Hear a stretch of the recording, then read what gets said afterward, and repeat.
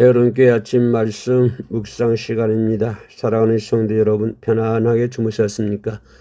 또 새 아침이 밝아왔습니다. 오늘도 여러분의 삶에 하나님의 사랑과 은총이 넘쳐나기를 소망합니다.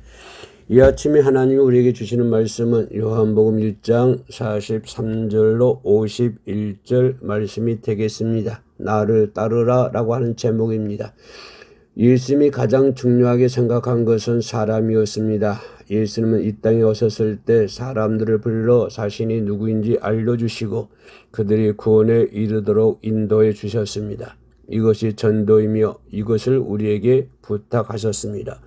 우리가 전도할 때 어떤 사람을 만나게 될까? 우리는 우리가 만나는 사람들을 어떤 마음과 방법으로 전도해야 할까?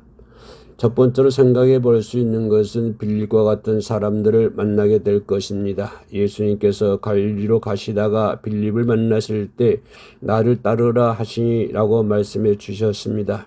이 말씀에 빌립은 예수님을 즉시 따랐습니다. 빌립은 얼마 전 예수님의 제자가 된 베드로, 안드레와 한 동네 벳세다 출신이었습니다.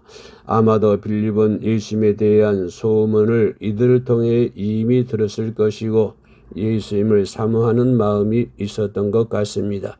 그러던 중에 감격스럽게도 예수님이 빌립을 직접 찾아오셨고 예수님을 따르라 라고 말씀해 주고 계십니다. 그러자 이미 마음의 준비가 된 빌립이 즉시 예수님을 메시아로 받아들이고 예수님을 따르게 된 것입니다. 두 번째로 생각해 볼 수 있는 것은 인내의 열매가 필요한 나다나엘 같은 사람들을 만나게 될 것입니다. 빌립은 예수님을 만난 후 마음이 뜨거워졌습니다.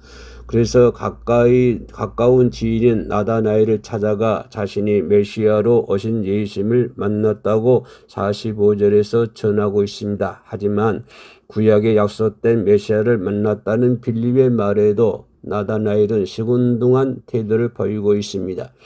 빌립이 자기가 만난 분을 나사렛 예수로 소개했기 때문입니다.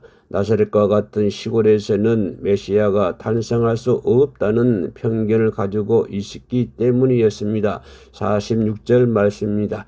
그럼에도 나다나엘이 예수님을 만날 수 있었던 것은 와서 보라는 빌립의 진심 어린 전도 때문이었습니다. 빌립은 자신이 직접 경험한 것을 신학적 논쟁보다는 관계적 친밀함을 바탕으로 자신이 직접 경험한 이야기를 진심으로 담아 전한 것입니다. 마지막 세 번째로 생각해 볼 수 있는 것은 우리의 기쁜 것까지 보시며 받아주시는 예수님을 만나야 합니다. 예수님은 나다나엘의 속마음을 아셨습니다. 47절 말씀이 되겠습니다. 예수님께서 무화과나무 아래에 있는 나다나엘을 보았다고 말씀하시므로 나다나엘의 심중에 있는 영적 갈망과 소망이 있음을 알고 계셨으며 그의 정직함과 경건함을 알고 있었다는 것입니다. 그러므로 편견과 상처에 빠진 나다나엘 같은 사람들을 예수님께 데리고 오기 위한 전도에 우리들의 사명을 기꺼이 감당해야 될 줄로 믿습니다. 이제 전도의 사명을 잘 감당하여 하늘이 열리고 하나님의 사자들이 인자 위에 오르라 내리라 하는 것을 보리라고 51절에서 말씀해 주고 있습니다. 하나님께서 하늘문을 여시고 쏟아 부어주시는 영적, 육적 축복을 받아 누리기를 소망합니다. 오늘의 기도입니다. 아직도 하나님을 알지 못하여 세상에서 방황하며 세상 염려와 근심에 쌓인 자들과 상처받은 영혼들을 생명의 길로 인도하여 주옵소서. 예수님의 이름으로 기도합니다. 아멘.